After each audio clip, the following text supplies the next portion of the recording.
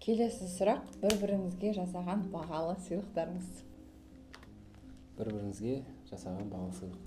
Егер турасына келетін болсақ, ол ең бірінші бағалы сыйлық ол мен ол кісіге.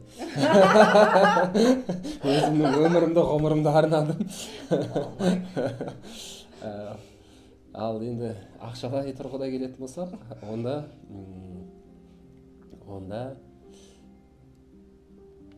қандай сумка алып бердім, ұмытып қалдым. Dolce Gabbana'дан. Dolce Gabbana. Дубай молдан. Долче Габбана сумкасын сыйлаған болатынмын. Оның бағасын ұмытып қалдым. Бұл кісі біледі бағасын. Өте бағалы сыйлық. Маған сол Дәулет мырза Дубай молда жасады. Ол жерде тек қана бренд сумкалар емес, көп зат алуға разрешение берген күн болды. Бағасы құпия болып қалсын. Ал менің Дәулет мырзаға сыйлаған сыйлығым, әрине, тоже мен өзімді сыйладым. Және 3 бала сыйладым, Аллахтың қалауымен.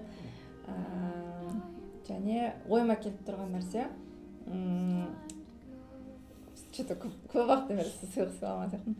Ойыма келген сыйлық ол Мединада құрма бағынан бір ағашқа тұрғызған. Сол сыйлық бағалы деп ойлаймын, өйткені ол өмірлік азық болатын садақа. Өмірлік және ақыреттік. Оның орны бөлек әрине. Рахмет, Алла разы болсын. Сізге де.